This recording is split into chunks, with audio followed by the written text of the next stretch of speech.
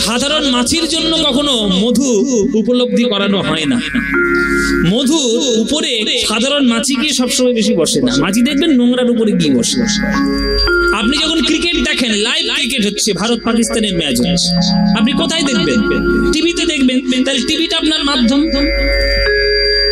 প্রেম যে সর্বশ্রেষ্ঠ ধন, এটা আমরা একজনের মাধ্যমে পেয়েছি। সেই মাধ্যমটার নাম কি? নিতাই আর গৌরাঙ্গ। এটা আমাদের মাধ্যম।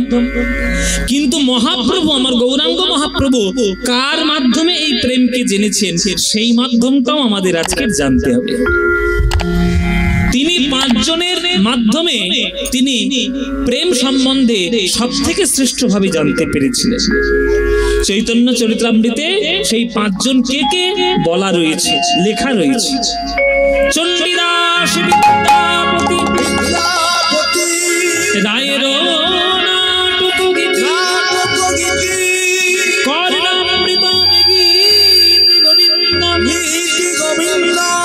স্বরূপ রামানন্দ স্বামী মহাপ্রভু রাত্রি দিনে গায়ে শোনে পরম।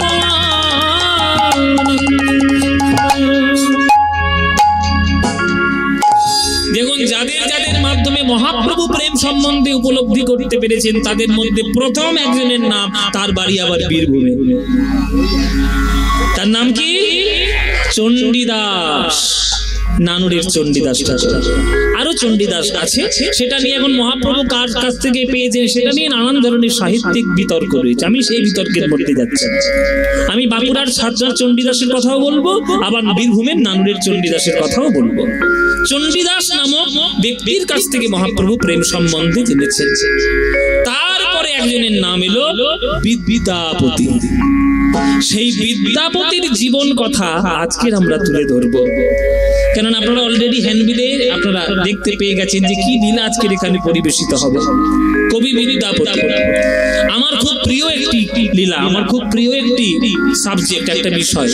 আমার খুব ভালো লাগে গাইতে, কিন্তু যেখানে সেখানে আমি গাইতে পারি না। কেননা এই বিদ্যাপতির রস, বিদ্যাপতির লীলার যে গভীরতা সবার জন্য নয়। কিন্তু এই মধুর আস্বাদন করতে গেলে আপনাকে একটা জিনিস হতে হবে, তার নাম হচ্ছে মৌমাছি। মৌমাছি না হলে মধুর আস্বাদন জানে না। আপনারা যদি গুরু সৎসঙ্গে যদি মৌমাছি হতে পারেন, তাহলে বিদ্যাপতির গভীরতা আপনারা বুঝতে পারবেন। এই বিদ্যাপতির জীবন কথা আজকে আমরা আস্বাদন করব। বাঙালি না হয়েও বাঙালি বৈষ্ণব পদকর্তা এবং সাহিত্যের মধ্যে তার নাম কি করে অগ্রগণ্য হয়ে গেল, আজকে আমরা সেই কথা জানব। তার জীবনী কথা, একেবারে তার জন্ম থেকে তার মরণ কাল পর্যন্ত বিভিন্ন তার গুরুত্বপূর্ণ লীলা প্রসঙ্গ আমরা আস্বাদন করব। চলো কবি বিদ্যাপতির কথা আজকে আমরা আস্বাদন করি। এই কবি বিদ্যাপতি তিনি বাঙালি নন, মানে বাংলায় তার জন্ম নয়। তার জন্ম কোথায়? তার জন্ম হচ্ছে বাংলার পাশের রাজ্য, যেটা বর্তমানে 2 খণ্ডে ভাগ হয়েছে। একটা হচ্ছে ঝাড়খণ্ড, একটা হচ্ছে বিহার। কিন্তু আগেকার দিনে পুরোটাই বিহারের অঙ্গ ছিল, মানে অঙ্গ, কলিঙ্গ, বঙ্গ। কলিঙ্গ মানে হচ্ছে আমাদের উড়িষ্যা, আর অঙ্গ মানে বিহার প্রদেশ, এবং বঙ্গ মানে পুরো বাংলা। অঙ্গ, বঙ্গ, কলিঙ্গ। এই অঙ্গবঙ্গ বা অঙ্গ মানে বিহার, এই বিহারের একেবারে উত্তর দিকে মানে নেপালের দিকে চলে যাবে। আমি আবার আজকে আবার এখানে নেপালেও গান শুনতে একজন এসছে আমার লোক, হ্যাঁ, নেপাল থেকে এসছে। ওই নেপালের দিকে চলে গেলে বিহারের উত্তর অংশে একটা জায়গা পড়ে, সেই জায়গাটার নাম হচ্ছে মিথিলা। সেই মিথিলায় জন্মগ্রহণ করেছিলেন এই বিদ্যাপতি বিসফি নামক একটি গ্রাম। অনেকে বলে বিসফি, অনেকে বলে বিসফি, বিভিন্ন রকম নাম বলে অনেকে উচ্চারণের ক্ষেত্রে। সেই বিসফি গ্রামে গণপতি ঠাকুরের ঘরে জন্মগ্রহণ করেছিলেন এই বিদ্যাপতি। মায়ের নাম কি? মায়ের নাম আমি জানি না, মায়েরা যদি জানতাম বলে দিতাম। আপনি গুগলে সার্চ করলেও পাবেন না মায়ের নাম কি, কেননা বিদ্যাপতির মায়ের নামটা পাওয়া যায় না, মানে নষ্ট হয়ে গেছে আর কি, ভুলে যাওয়া হয়েছে, হারিয়ে গেছে। কিন্তু বাবার নামটা জানা আছে, গণপতি ঠাকুর। ওই গণপতি ঠাকুরের ঘরে বিদ্যাপতির জন্ম হয়েছিল। তিনি বিহারের মিথিলা। এই মিথিলা বললেই একজনের কথা মনে পড়ে, মিথিলা একজনের বাড়ি। বলুন তো মায়েরা, মিথিলা বললে কার কথা মনে পড়ে? হ্যাঁ, মিথিলার রাজা জনক রাজা। আর এই জনক রাজার কন্যাকে সীতা মা, আর সীতা মায়ের বরকে রাজা রামচন্দ্র। মানে এক কথায় ধরতে গেলে রামচন্দ্রের শ্বশুর বাড়ি হচ্ছে মিথিলা, রামচন্দ্রের শ্বশুর বাড়ি। এইবার এই বিহারের পাশেই রয়েছে উত্তরপ্রদেশ, মানে অযোধ্যা। উত্তরপ্রদেশে চলে গেলে অযোধ্যা চলে গেল। তাহলে শ্বশুর বাড়ি হচ্ছে বিহারে, হ্যাঁ, বিহারের মিথিলায়, আর নিজের বাড়ি হচ্ছে উত্তরপ্রদেশ, অযোধ্যা। এই মিথিলাতে বিশোভী গ্রামে জন্মগ্রহণ করলেন গণপতি ঠাকুরের ঘরে কবি বিদ্যাপতি। হ্যাঁ, মিথিলা রাজ্যেতে আছে বিশোভী গ্রাম, মিথিলা রাজ্যেতে আছে বিশোভী গ্রাম, মিথিলা রাজ্যেতে আছে বিশোভী গ্রাম, মিথিলা রাজ্যেতে আছে বিশোভী গ্রাম, অপূর্ব শোভাতার অতি অনুমান,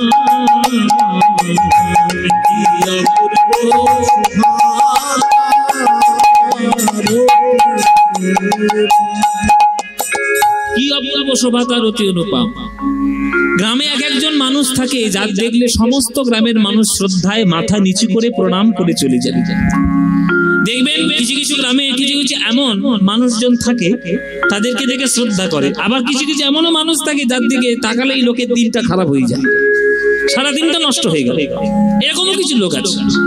হ্যাঁ, তো সেই রকম গণপতি ঠাকুর হচ্ছেন এমন একজন সৎ ব্রাহ্মণ যার দিকে তাকালেই গ্রামের মানুষরা সবাই শ্রদ্ধায় প্রণাম করে মাথা নিচু করে দূর থেকে সরে যেত। ভয় নয়, শ্রদ্ধায়। শ্রদ্ধাটা এমন একটা ভয় না যে ওই যমরাজের থেকেও বিরাট বড় ভয়, যমরাজের থেকেও বিরাট বড় ভয় শ্রদ্ধা। যেমন আমরা বিশেষ করে আমি আমার গুরুদেবদের কাছে যখন যাই, গান শিখতে বলুন আর কোনো দেখা করতে গেলে বলুন, আমার গুরুরা এখনো বলে কি তুই সংকুচিত ভাবে দাঁড়িয়ে রয়েছিস কেন? আমি এখনো খুব ভালো করে কথাও বলতে পারি না, কেননা এখনো বুকটা ধুক ধুক করে, বাবা গুরুদেবের সামনে কি বলে ফেলবে। কেননা একটা শ্রদ্ধা আমার মনের মধ্যে তাদের প্রতি আছে।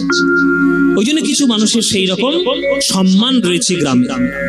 গণপতি ঠাকুর সৎ ব্রাহ্মণ আর বিরাট বড় পণ্ডিত, গ্রামের লোকেরা সবাই তাকে প্রণাম করে চলে যায়।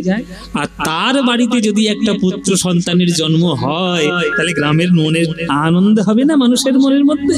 হ্যাঁ, চলো চলো, আমাদের গণপতি ঠাকুরের নাকি একটা ছেলে হয়েছে, ওরে বাপ রে বাপ, হ্যাঁ, আমাদের কত আনন্দ বলো তো।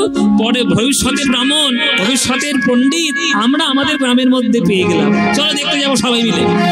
বিদ্যাপতি জন্মিল গণপতির ঘরে, বিদ্যাপতি জন্মিল গণপতির ঘরে, বিদ্যাপতি জন্মিল গণপতির ঘরে, বিদ্যাপতি জন্মিল গণপতির ঘরে, পাড়া প্রতিবেশীর মনে আনন্দ না ধরে, পাড়া প্রতিবেশীর মনে আনন্দ না ধরে, উলুধ্বনি সংশোধনী করে নারীগণ, উলুধ্বনি সংশোধনী করে নারীগণ, উলুধ্বনি সংশোধনী করে নারীগণ, উলুধ্বনি সংশোধনী করে নারীগণ, আর বাহু তুলে হরিধ্বনি দেয় ভগবান, হরিধ্বনি দেয় ভগবান,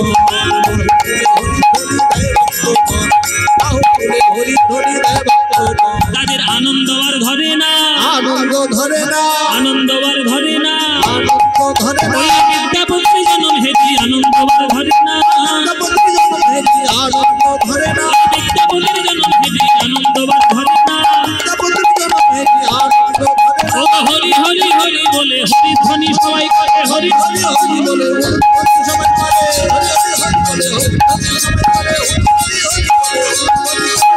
হরি হরি হরি সবাই করে। আনন্দ ধরে না, আনন্দ ধরে না, আনন্দ ধরে না। বাহ, বিদ্যাপতির জন্ম হয়েছে গো, হ্যাঁ, পুত্র সন্তান হয়েছে গ্রামের, কি সুন্দর আনন্দ। আমাদের ভবিষ্যতের পণ্ডিত মশাই এসেছে, একেবারে পণ্ডিত হবে। আনন্দ করে সবাই আশীর্বাদ দিয়ে গ্রামের লোকেরা তারা সবাই নিজের বাড়িতে গেলেন। জন্ম হলো, পুত্র সন্তানের জন্ম হলো। 6 মাস যখন বয়স হলো তখন অন্নপ্রাশনের আয়োজন করা হলো। আপনাদের এখানে অন্নপ্রাশন অনুষ্ঠান হয়তো নিশ্চয় বলে বাবা এ তো সব জায়গায় হয়ে যাবে, নতুন আবার কি? এখন আবার অন্নপ্রাশনের ইংরেজি নাম হয়েছে রাইস সেরিমনি।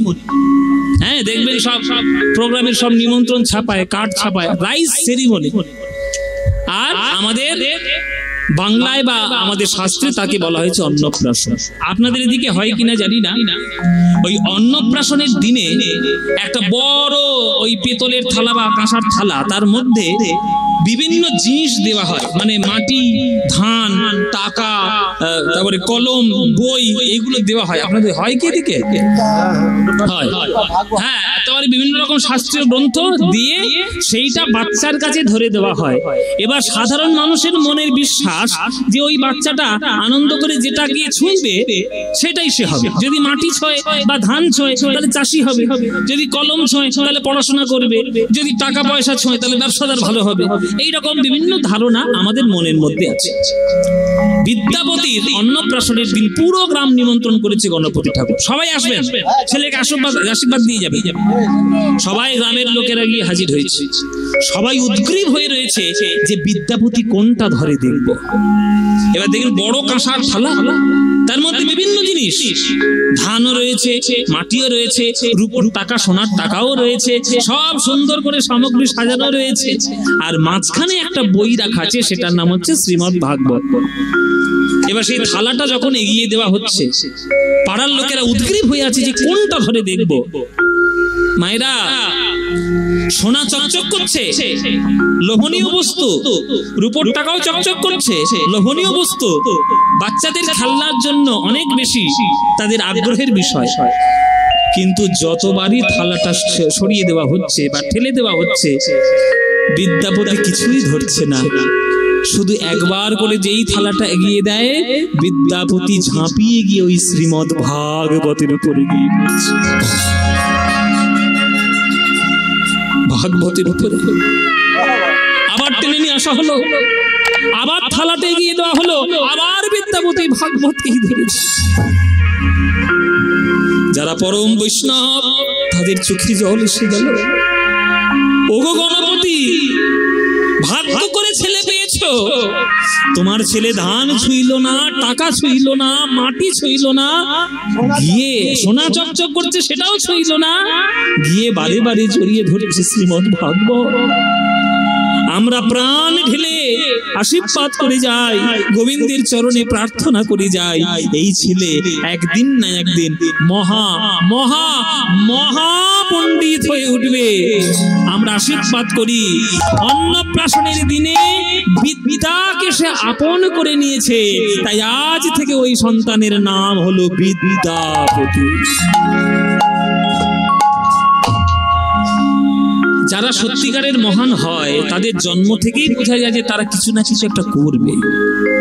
হয় তারা প্রচন্ড বদমাইশ হবে, নয় তারা প্রচন্ড শান্ত হবে, তার কিছু না কিছু একটা প্রচন্ড ব্যাপার থাকবে। বাবা দেখবেন যেসব বাচ্চাগুলো অত্যন্ত চঞ্চল, মানে তার বদমাইশির জ্বালায় আপনি পাড়াতে মুখ দেখাতেও পাচ্ছেন না, এইরকম বাচ্চাগুলো দেখবেন মাঝে মাঝে এমন বড় হয়ে কীর্তি করে, তার কীর্তিতে সারা জগৎ মেতে ওঠে। এই নিমায়ের কি কম কীর্তি? ছোটবেলায় কম কীর্তি ছিল বাবা? প্রসাদ চুরি করে খেয়েছে, ওইখানে গিয়ে বদমাশি করেছে, এইখানে গিয়ে শিব সেজে বসে রয়েছে, কৃষ্ণ সেজে বসে রয়েছে, নানান তার বদমাইশির ঠেলায় তার বাবা মায়ের কান পাতা দায় পাড়ায়। কিছু না কিছু তার বৈশিষ্ট্য বোঝা যায়। বিদ্যাপতি ধীরে ধীরে ধীরে ধীরে বড় হচ্ছে, ধীরে ধীরে বড় হয়ে 7 বছর বয়স তার যখন হলো, এই বিদ্যাপতির বংশে বা গণপতি ঠাকুরের বংশে কুলদেবতা বা কুলের ভগবান ছিলেন যিনি হচ্ছেন দেবাদিদেব মহাদেব, পরম বৈষ্ণব মহা। এই পরম বৈষ্ণব মহাদেব তার কুল দেবতা বা তার কুলের ভগবান। প্রত্যেক দিন সকাল বেলায় এই গণপতি ঠাকুর গিয়ে তার বেল পাতা দিয়ে চন্দন দিয়ে যখন পুজো করতেন, বিদ্যাপতি গিয়ে বাবার কাছে কোলে বসে বসে দেখতেন যে কেমন করে পুজো করছে। 7 বছরের বিদ্যাপতি একদিন গিয়ে বলছে, বাবা এই যে কালো পাথরটার উপরে তুমি বারবার তেল দাও, জল দাও, চন্দন দাও, পাতা দাও, ফুল দাও, এই কালো পাথরটার উপর তুমি কেন দাও? তখন গণপতি ঠাকুর বলছে, খবরদার কখনো বলবি না কালো পাথর, এটা কোনো কালো পাথর নয়, এটা হচ্ছে আমাদের সংসারের ভগবান, আমাদের কুলের ভগবান, ইনি হলেন দেবাদিদেব মহাদেব। নিম্নগানাং যথা গঙ্গা দেবমামুচ্যতে যথা বৈষ্ণবানাং যথা শম্ভু পুরাণানাং ইদং তথা। শোন বিদ্যাপতি,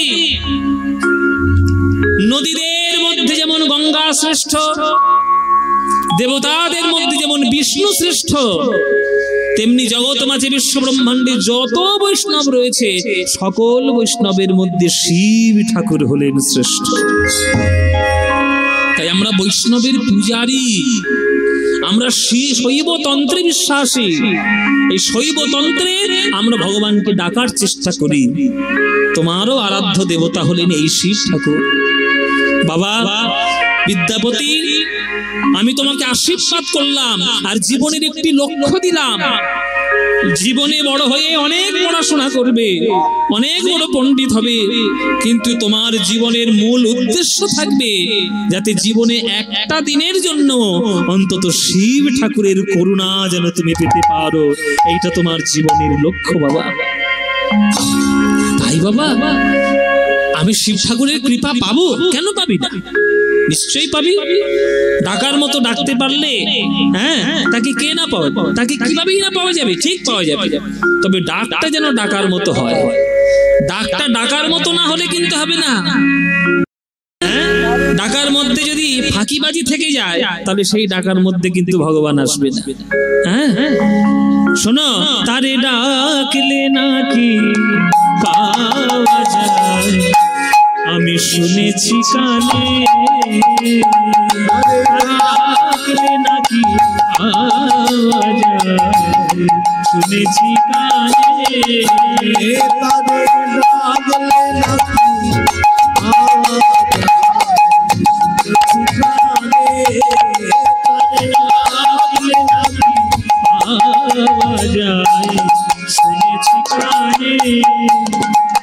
ওগো ডাকার মতো ডাকলে পরে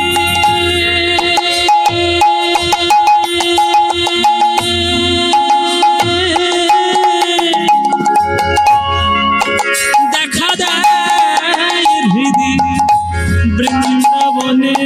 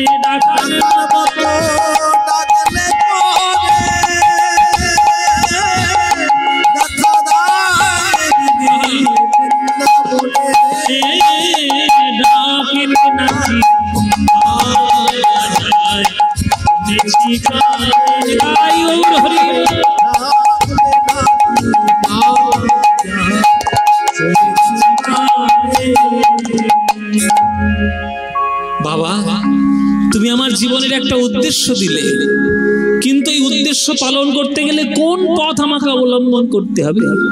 শিব ঠাকুরের করুণা পেতে গেলে কার কাছে আমায় যেতে হবে, তবে আমি শিব ঠাকুরের করুণা পাবো? আরে শোনো বাবা, দূরের মানুষের কৃপা পেতে গেলে আগে কাছের মানুষের কৃপা পেতে হয়। আমরা কাছের মানুষকে চিনলাম না, আমরা দূরের মানুষকে চেনার জন্য বসে আছি। হ্যাঁ, মনের মানুষ আমরা কেউ চিনেছি? মনের মানুষকে, কাছের মানুষকে চিনি না। একটা 7 বছরের ছেলে, তার বাবা হচ্ছে বিরাট টাকা পয়সার মালিক। তারা বিরাট বড় রাজপ্রাসাদের মতো বাড়ি করেছে, দামি দামি গাড়ি কিনেছে। হ্যাঁ, 7 বছরের সেই ছেলেটা সিঁড়ির তলায় তার দাদুর কাছে গিয়েছে। দাদুর কাছে গিয়ে বলছে, ও দাদু, ও দাদু, আমরা আজকে নতুন নতুন দামি দামি খাবার খাচ্ছি, তুমি সিঁড়ির তলায় বসে বসে ডাল ভাত মালসার উপরে খাচ্ছ কেন? দাদু বলছে, কি আর করবো বাবা, তোমার বাবা যেটা আমায় খেতে দিয়েছে আমি সেটাই খাচ্ছি। ও, বাবা তোমায় দিয়েছে? আচ্ছা ঠিক আছে। 7 বছরের ছেলেটা বাবার কাছে গিয়ে বলছে, বাবা বাবা, আমি তোমার কাছে একটা জিনিস আবদার করবো। বলে কি? বলে দাঁড়াও, দাদুর কাছে ঘুরে আসি। দাদুর কাছে ছোট্ট নাতিটা গিয়ে বুদ্ধি দিচ্ছে, ও দাদু, আমি তো তোমার নাতি, আমি তোমাকে যা বলবো তুমি আমার কথা একটু শুনবে। বলে কি?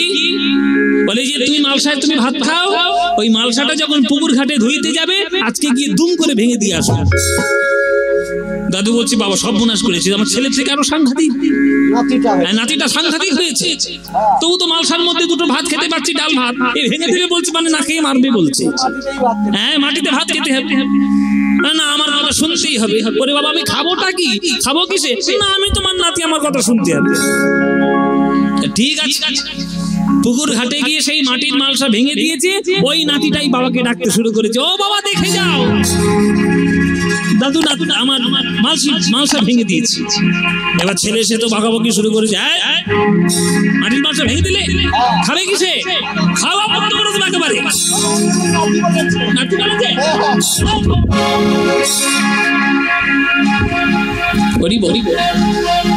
তখন নাতি শুধু ভ্যাও ভ্যাও করে কাঁদতে শুরু করেছে যে ওই মাটির মালসাটাই আমার দরকার। বাবা বলছে, মাটির মালসা নেই, তুই কি করবি? তোকে নতুন মাটির মালসা দেবো। বলে না, ওইটাই আমার দরকার। বলে কেন? ওইটাই তুই কি করবি? বলে ওইটাই আমি রেখে দেবো জুড়ে, আমি ওইটাই রেখে দেবো। আজকে দাদু বুড়ো হয়েছে বলে তুমি যেমন সিঁড়ির তলায় বসিয়ে ভাত খাওয়াচ্ছ, তুমিও বুড়ো হলে আমি ওই মাটির মালসায় তোমাকে খাওয়াবো। তাই গৌর হরি বল। বাবা শিক্ষা পেয়ে গেল, যা করছি কিন্তু সব দেখে নিচ্ছে আমার ছেলে। বাবা সব পরবর্তী গেল, সব আমার কাছে ফেরত আসবে। সুতরাং আপনি যদি সেই পথ অবলম্বন না করেন, আপনার পরবর্তী প্রজন্ম কিন্তু সেই পথ অবলম্বন করবে আপনার মতো। সুতরাং খুব সাবধান। ভগবানকে পেতে গেলে ওই কাছের মানুষকে আগে ডাকতে হয়। তোমার বাবা তোমার কাছে কাছের মানুষ, নাতিটা তো অনেক দূরের মানুষ। তা কাছের মানুষকে চিনলাম না, আমি বাবা মাকেই শ্রদ্ধা করলাম না, আমি ছুটে চলেছি কেদারনাথে তীর্থ করতে, জীবনে তীর্থ হবে না, জীবনে তীর্থ হবে না। বৃন্দাবন যাবেন, জীবনে প্রেম হবে না। আমি বলে দিলাম, বাবা মাও মানুষ, আপনিও মানুষ। বাবা মাও যদি ভুল করে, সিদ্ধান্তের যদি কোনো কিছু গন্ডগোল হয়, আলোচনা করুন, বোঝান, আপনার সৎ পরামর্শ তাদেরকে দিন। কিন্তু তাই বলে বাবা মাকে দূর করে বাড়ির থেকে বের করে দিয়ে বৃদ্ধাশ্রমে পাঠিয়ে নিজে এসে ঘরের মধ্যে বসে আছেন, হবে না। আগে বাবা মাকে শ্রদ্ধা করতে শিখুন। বাবা মার ভক্তি না করলে যেমন দেবতাদের ভক্তি করা যায় না, তেমনি শিব ঠাকুরের করুণা পেতে গেলে তোমাকে আগে কৃপা গ্রহণ করতে হবে মা গঙ্গার। গঙ্গার করুণা না হলে তুমি শিব ঠাকুরের করুণা পাবে না। বলে কেন? বলে শোনো, এই গঙ্গা মাই হলো শিব ঠাকুরের জটার থেকে আবির্ভূতা বিশ্ব ব্রহ্মাণ্ডের শ্রেষ্ঠ নদী। এই বিষ্ণুর চরণ প্রান্ত থেকে আমাদের এই গঙ্গা মায়ের জন্ম। বিষ্ণু চরণ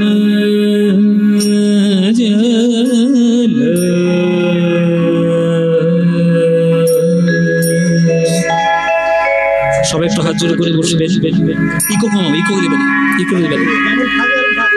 সবাই একটু বড় জোরে বসবেন। সন্তানদেরকে মানুষ করা, শিক্ষা দেওয়ার দায়িত্ব আপনাদের। দেখুন বাবা কি করে সন্তানকে শিক্ষা দিচ্ছে। গঙ্গার উৎপত্তি এবং গঙ্গার মহিমা কেমন সেটি বিদ্যাপতিকে বোঝানোর চেষ্টা করছি আমাদের গণপতি। সবাই করজোরে বসবেন। এই গঙ্গা মা আমাদের ভারতবর্ষ শুধু নয়, পৃথিবীর শ্রেষ্ঠ নদী। এই কথা যদি আমি এখনকার দিনে বলি, তাহলে যারা পড়াশোনা করছে তারা আমাকে পাগল মনে করবে। যারা ভূগোল টুগোল পড়ে, তাহলে কি বাবা কি বলছে উল্টো পাল্টা কথা। গঙ্গা আবার শ্রেষ্ঠ হলো কি করে? হ্যাঁ, গঙ্গার থেকে লম্বা নদী অনেক আছে, আবার গঙ্গার থেকে চওড়া নদীও রয়েছে। আপনারা যারা ভূগোল পড়েছেন তারা জানবেন গঙ্গার থেকেও লম্বা নদী কি? সব থেকে লম্বা নদী হচ্ছে নীল নদ, আর সব থেকে চওড়া নদী হচ্ছে আমাজন আফ্রিকার। তাহলে গঙ্গা নদী শ্রেষ্ঠ হলো কি? শোনো বাবা, কোন ছেলেটা লম্বা আর কোন ছেলেটা মোটা তার উপরে ডিপেন্ড করে না যে সে কতটা গুণী। আমাজন চওড়া হতে পারে, নীল নদ লম্বা হতে পারে, কিন্তু এই দুটোর কোন নদী বিষ্ণুর চরণের স্পর্শ এরা পায়নি। একমাত্র বিষ্ণুর চরণ স্পর্শ পেয়েছে আমাদের ভারতবর্ষের মা গঙ্গা, তাই আমরা তাকে শ্রেষ্ঠ বলে বিবেচিত করেছি। সেই বিষ্ণুর চরণ থেকে কি করে এলো সেটা শোনাচ্ছি আপনাদের, সেটা গণপতি ঠাকুর বোঝাচ্ছে। এই যে গানটি আমি গাইছি ঝাঁপতালের, এই ঝাঁপতালের এই গানটি হচ্ছে ভারতবর্ষের এক শ্রেষ্ঠ সঙ্গীতজ্ঞ, তার নাম হচ্ছে তান সেন। ওই তান সেনের লেখা গান, প্রায় 500 থেকে 550 বছরের পুরনো গান আপনাদেরকে শোনাচ্ছি। সবাই করজোরে বসবেন, মায়েরা উলুধ্বনি দেবেন।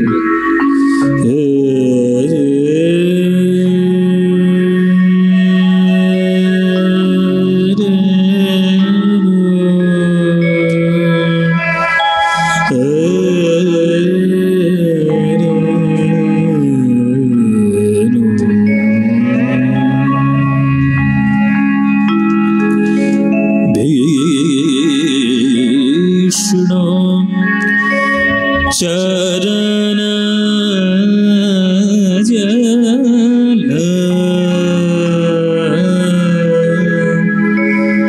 ब्रह्मा कमुंड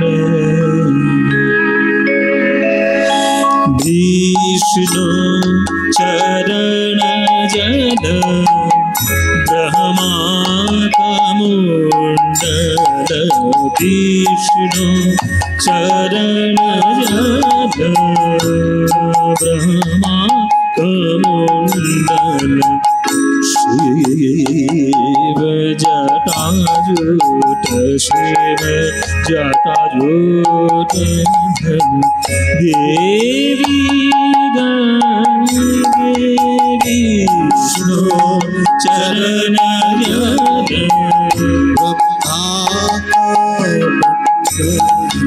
विष्णु चरण जल चरण जल विष्णु चरण जल जल विष्णु चरण जल ब्रह्मा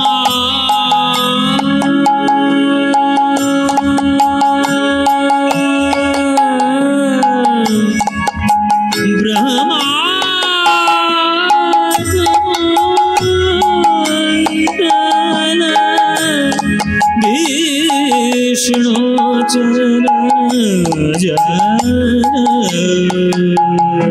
ब्रह्मा कमुंडल चरण जल ब्रह्मा चरण जल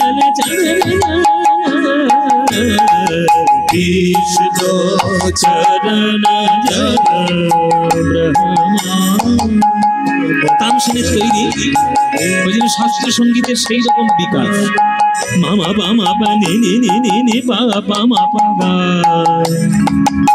গা গা গা গা গা মা পা পা গা গা মা পা নি নি পা নি নি পা নি নি পা মা গা গা মা পা সা নি সা পা পা পা নি সা মা গা গা মা রে রে সা রে রে নে সা পা পা নি মা মা পা গা গা মা পা নি নি সা সা গা গা মা পা নি নি সা গা গা মা পা নি সা। विष्णु चरण जल ब्रह्मा रे रे रे रे रे सा सा ने ने सा ने सा ने सा पा नि मा मा पा मा पा मा पा नि मा मा पा गा গাগা পানি সা গাগা মা পানি সা গাগা মা পানি সা বিষ্ণু চরণ জল विष्णु चरण जल ब्रह्मा कमंडल शिव जटाजूट देवी गंगे বিষ্ণু চরণ জল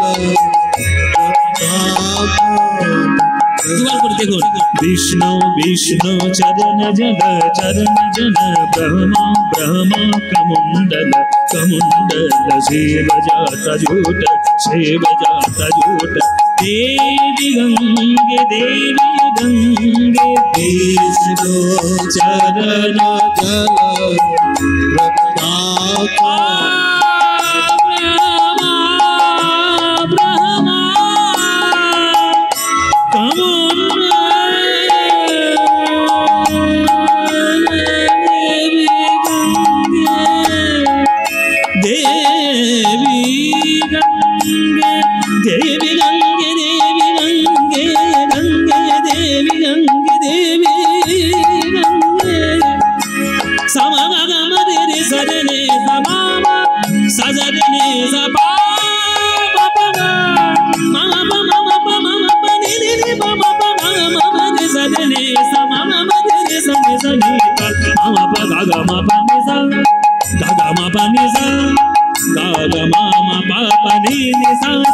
বিষ্ণু চরণ জল विष्णु चरण जल विष्णु चरण जल विष्णु चरण जल ब्रह्मा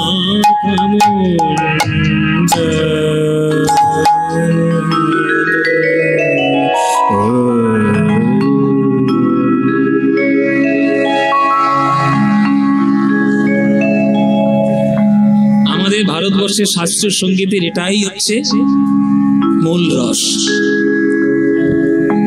विष्णु चरण जल ब्रह्मा कमंडल शिव जटाजूट देवी गंगे। বিষ্ণুর চরণের জল থেকে ব্রহ্মা আমাদের গঙ্গার উৎপত্তি। ও মায়েরা, একবার দেবর্ষি নারদের মনে খুব অহংকার হয়েছিল যে বিনা যন্ত্র নিয়ে আমার মতো গান কেউ গাইতে পারে না। আমি একটু রাগ রাগিনী গাই দেখি। এমন রাগ রাগিনী ধরেছে যে সেই সমস্ত রাগ রাগিনীর অঙ্গ প্রত্যঙ্গ নষ্ট হয়ে গিয়ে বিকলাঙ্গ হয়ে বসে আছে তারা। গন্ধর্ব লোকে সকল রাগ রাগিনী তাহিমাম তাহিমাম করছে। নারদ ছুটে গিয়ে বলছে, কি ব্যাপার, তোমাদের দশা করলো কে? রাগ রাগিনীর হাত ধরে করে বলছে, যে বলছে সে। আপনি বলছেন, আপনি করেছেন, আপনি করেছেন,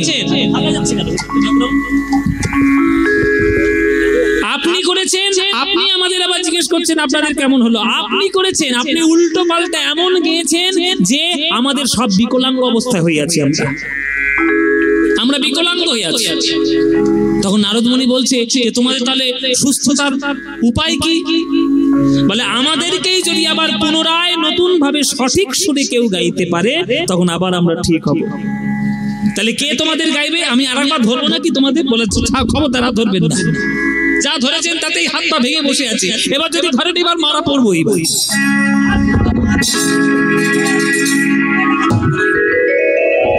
ধরবেন তো তাহলে তোমাদের কি উপায় কি? বলে বিশ্ব ব্রহ্মাণ্ডে কেবলমাত্র আদি সঙ্গীতজ্ঞ একজনই রয়েছেন যিনি গাইলে আমরা আবার সুস্থ হতে পারবো। তিনি কে? তিনি হচ্ছেন ডমরুধারী পিনাক পানি দেবাদি দেব মহাদেব। এই দেবাদিদেব মহাদেব কিন্তু প্রথম সঙ্গীত গুরু বাবা, জেনে রাখবেন। ওই জন্যই ডমরু তার হাতে, হ্যাঁ, আর নটবর তার নৃত্য বেশ। হ্যাঁ, বলছে ঠিক আছে, তাহলে তোমাদেরকে আমি ব্যবস্থা করছি সুস্থ করা। এবার গিয়েছে নারদ মুনি ওই দেবাদিদেব মহাদেবের কাছে। মামা মামা, আমি এমন এক রাগরাগি গিয়েছি, রাগরাগিনীরা সব অসুস্থ হয়ে পড়ে আছে, তুমি যদি আবার গাও তবেই তারা সঠিক সুরে আবার সুস্থ হতে পারবে। তখন শিব ঠাকুর বলছে, ওরে নারদ, আমি গাইতে পারি কিন্তু আমার শ্রোতা কই? শ্রোতা না হলে কি গান হয়? কি গো মায়েরা, শ্রোতা না হলে গান হয়? এই যে আপনারা যদি এখানে নাচতেন, আমি ফাঁকা স্টেজে গান করতে পারতাম? হ্যাঁ, শ্রোতা যদি না হয় গান ভালো লাগবে? হ্যাঁ, আবার এমন এমন শ্রোতা আছে সেটি থাকার থেকে না থাকাই ভালো। হ্যাঁ, কিছু মনে করবেন না। আপনাদের বীরভূম জেলা আমি অত্যন্ত শ্রদ্ধা করি একটাই কারণে, কেননা আপনারা হচ্ছেন কীর্তনকে বোঝেন, পদাবলী বোঝেন, পদাবলী রস সাহিত্যের আপনাদের খানিকটা আভাস রয়েছে। কিন্তু কিছু কিছু জেলায় গান করতে যায় আর তাদের দশা দেখলে মাথা গরম হয়ে যায়। হ্যাঁ, সামনেই বসে থাকবে আর সামনেই পা রেখে পা ছড়িয়ে ছিটিয়ে রেখে আর ফুক ফুক করে বিড়ি টান। এখন কীর্তনিয়ার সামনে যদি বসে বসে কেউ বিড়ি খায়, তাহলে সেটা কি কীর্তনের আসর রইল? এই শিক্ষাগুলো তাদের নেই যে একটা কীর্তনের আসরে গিয়েছি, আমি এখানে বিড়িটা খাবো না বা আমি ধূমপান এখানে করবো না। আবার কীর্তনিয়ার মুখে মুখে তর্ক সমালোচনা করতে তো এমনি বসে থাকে হাজার জন। আমি সেসবের কথা বলছি। কিন্তু নারদমণিকে বলছে শিব ঠাকুর, আমার শ্রোতা কই? তখন নারদমণি বলছে, আমি না হয় তোমার গান শুনবো। বলে, দূর বেটা, তুই আমার গান কি শুনবি রে? তুই নিজেই গে। হ্যাঁ, আর এই রাগরাগিনীদের এই অবস্থা করেছিস, তুই নিজে আমার গান শুনবি? তুই আমার শ্রোতা নস। তাহলে কে শ্রোতা? বলে, আমার গান শোনার জন্য বিশ্ব ব্রহ্মাণ্ডে মাত্র দুজন শ্রোতা আছে। একটা হচ্ছে ব্রহ্মলোকের ব্রহ্মা, একটা হচ্ছে বিষ্ণু লোকের বিষ্ণু, আর কেউ নেই। ঠিক আছে, ব্রহ্মলোকে নারদ গেল, বাবা শিব ঠাকুর একটু গান গাইবে, তুমি শুনবে, চলো। ব্রহ্মা বলছে, বাবা শিব ঠাকুর গান গাইবে, আমি শুনবো না? শুনতেই হবে, আমি নিশ্চয়ই যাব। বিষ্ণু লোকে গিয়ে বলছে, নারায়ণ নারায়ণ, প্রভু শিব ঠাকুর কৈলাসে গান গাইবে, আপনাকে শুনতে যেতে বলেছে। বিষ্ণু বলছে, কি সর্বনাশ, শিব ঠাকুর কৈলাসে গান গাইবে? এ না শুনলে তো একেবারে ভাগ্য খারাপ হয়ে যাবে, এ তো শুনতেই হবে। চলো, আমি তোমার সঙ্গে যাব না। সামনে বসেছেন শিব ঠাকুর আর তার সামনে শ্রোতা হয়ে বসেছেন ব্রহ্মা আর বিষ্ণু। এরা এমন গান ধরেছেন, আমার বলতেই গা কাটা দিচ্ছে। এমন গান ধরেছে শিব ঠাকুর যে সারা বিশ্ব যেন গলে যাচ্ছে। আর সেই বিশ্ব গলে যাওয়ার মাঝখানে আমার ভগবান শ্রী বিষ্ণুর অঙ্গ থেকে ক্রমাগত ঘর্ম নিঃসরণ হচ্ছে। বিষ্ণুর বিগলিত অঙ্গজাল, বিষ্ণুর মাথা থেকে, বিষ্ণুর বদন প্রান্ত থেকে, দেহ প্রান্ত থেকে গড়ি গড়ি গড়ি ওই চরণ থেকে বিন্দু বিন্দু ঘাম পড়ছে। এই জন্ম নিল বিষ্ণুর অঙ্গ বিগলিত জল মা গঙ্গা। কেউ দেখতে পেল না, একজন দেখতে পেল, তিনি হলেন ব্রহ্মা। সঙ্গে সঙ্গে বিষ্ণুর চরণ জলে, মানে চরণের তলায় নিজের হাতের কমণ্ডলটা পেতে দিলেন যে বিষ্ণুর অঙ্গ বিগলিত জল এ বড় দুষ্প্রাপ্য, এ পাওয়া যাবে না, এ অতি বৈচিত্র্য, এইটাকে সংরক্ষণ করা উচিত। কমণ্ডল নিয়ে তলায় রেখে সেই বিষ্ণুর অঙ্গ বিগলিত জল গঙ্গা নাম ধারণ করে ব্রহ্মার কমণ্ডলের মধ্যে স্থিত হলে। ব্রহ্মার কমণ্ডলে রইল গঙ্গা, এদিকে রঘুকুল বা আমাদের এই সূর্য বংশের যখন সগর রাজার সব সন্তানদেরকে অভিশাপ দিয়ে যখন কপিল মুনি ভস্ম করে দিলেন, সেই ঘোড়া খুঁজতে গেছিল যার থেকে গঙ্গা সাগরের উৎপত্তি আমাদের, ওই ভগীরথ সাধনা করলেন গঙ্গাকে আনার জন্য। ব্রহ্মা প্রকট হয়ে আশীর্বাদ দিয়ে বললেন যে আমি তো দিতে পারি গঙ্গাকে, কিন্তু অসুবিধা রয়েছে। বলে, কেন প্রভু, কি অসুবিধা? বলে, আমি যখন ব্রহ্মলোক থেকে কমণ্ডল থেকে আমি গঙ্গাকে যখন আমি ফেলবো, আমি যখন ঢালবো, আমি যখন ধারাটা প্রবাহিত করব, ওই ধারা যদি সরাসরি ব্রহ্মলোক থেকে পৃথিবীতে গিয়ে পড়ে, পৃথিবী আর থাকবে না, পৃথিবী একেবারে চৌচির হয়ে যাবে, ফেটে যাবে, বিস্ফোরিত হবে। কেননা ওই গঙ্গার শক্তি ধারণ করার ক্ষমতা পৃথিবীর নেই। তাহলে কি হবে প্রভু? বলে, তুমি এক কাজ করো, শিব ঠাকুরের তপস্যা করো, তিনি যদি তোমায় কোনো উপায় বলে দিতে পারেন। ভগীরথ আবার তপস্যা শুরু করলেন শিব ঠাকুরের। ওম নমঃ শিবায়, ওম নমঃ শিবায়। শিব ঠাকুরের তপস্যা করলেন। সেই তপস্যা করার পর শিব ঠাকুর এসে যখন দেখা দিলেন, ভগীরথ তোমার কোনো চিন্তা নেই, ভক্তকে উদ্ধার করার জন্য যদি গঙ্গাকে প্রয়োজন হয় জগতে, আমি তার জন্য সাহায্য করব। ওই ব্রহ্মলোক থেকে যখন গঙ্গা প্রবাহিতা হয়ে যখন পৃথিবীতে পড়বে, তখন তার মাঝখানে আমি আমার জটা রাশি রেখে দেব। এই জটা শিবের জটা, এই জটা সমস্ত প্রতিরোধকে রক্ষা করতে সক্ষম। গঙ্গায় প্রবাহিত হওয়ার পথে শিব ঠাকুরের জটা তিনি পেতে দিলেন, এবং সেই থেকে শিব ঠাকুরের জটা থেকে আঘাতপ্রাপ্ত হয়ে শক্তি ক্ষয় করে আবার গঙ্গা মা আমার পৃথিবীতে এলেন। ওই হরিদ্বার, গঙ্গা থেকে জন্ম নিয়ে হরিদ্বার থেকে প্রবাহিত হয়ে ধীরে ধীরে উত্তরপ্রদেশের উপর দিয়ে বয়ে এসে, তারপরে বিহারের উপর দিয়ে এসে যমুনার সঙ্গে মিলিত হয়ে আমাদের পশ্চিমবঙ্গের উপর দিয়ে গিয়ে আমার জেলায় এসেছে। আমার জেলা এইখানে কিন্তু আমার গর্ব করার ব্যাপার আছে। মায়েরা, তোমরা যতই বীরভূমে বাস করো আর যতই বাংলার অন্যান্য জায়গায় বাস করো, আমার জেলায় না গেলে 14 পুরুষের উদ্ধার হবে না, এটা বলে দিলাম। কেননা সব তীর্থ বারবার, গঙ্গা সাগর একবার। ওই গঙ্গা সাগর আমার জেলায়, দক্ষিণ 24 পরগনা। ওই সাগরে মিশে গিয়ে সেইখান থেকে গঙ্গা সাগর। তাহলে বিষ্ণুর অঙ্গ বিগলিত জল ব্রহ্মার কমণ্ডল থেকে তিনি নতুন ভাবে প্রবাহিত হয়ে আমাদের পৃথিবীতে এসে গঙ্গা সাগরে মিশেছে। বাবা, যেহেতু মা গঙ্গা এমন একটা নদী যার জন্ম হয়েছে বিষ্ণুর চরণে, আশ্রয়স্থল হয়েছে ব্রহ্মার হাতে, আর প্রকাশ স্থল হয়েছে শিব ঠাকুরের জটায়। ব্রহ্মা, বিষ্ণু, মহেশ্বর 3 দেবতাকে স্পর্শ করে গঙ্গা মা পৃথিবীতে এসেছেন। তাই শ্রেষ্ঠ নদী গঙ্গা, ওই গঙ্গা মায়ের কাছে যাও। বেশ বাবা, তাহলে আমি গঙ্গাতে গিয়ে আমি একবার স্নান করে আসি। হ্যাঁ, যাও, গঙ্গাকে দিয়ে একটা ডুব দাও, বলো মা পতিত পাবনী গঙ্গে তুমি আমাকে উদ্ধার করো, আমাকে শিব ঠাকুরের কৃপা দেওয়ার জন্য তুমি আমায় আশীর্বাদ করো। মায়েরা, ওই 7 বছর ছোট ছেলে, বাচ্চা ছেলেটা বাবার আজ্ঞা পেয়ে ওই বিহারের যেখানে গঙ্গা নদী প্রবাহিত হচ্ছে কুলুকুলু শব্দে, সেই তীরে গিয়ে আজ উপবিষ্ট হলেন। মনে মনে বলছেন, হে মা গঙ্গা, বিষ্ণুর চরণ স্থলে তোমার জন্ম, ব্রহ্মার কমণ্ডলে তোমার স্থান, আর আমার কুলদেবতা কুলের ভগবান শিব ঠাকুরের জটায় তোমার প্রকাশ হয়েছে।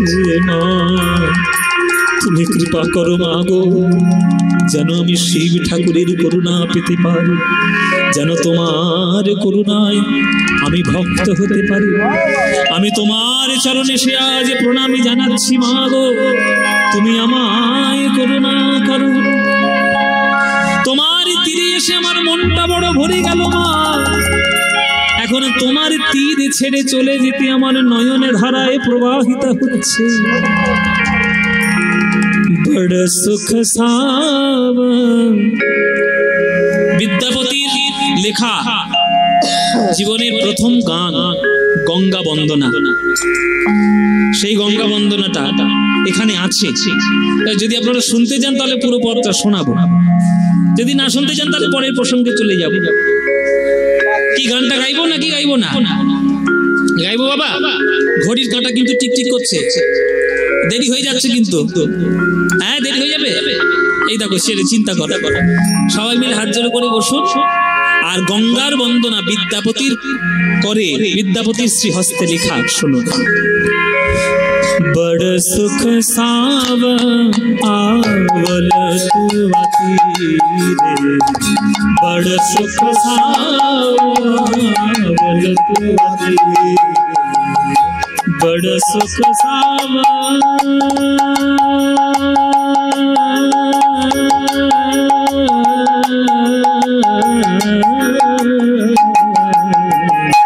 बड़ सुख सावन आवल तुअति रे, बड़ सुख सावन तुअति रे, छोड़तहि निकट नयन बवे नीरे,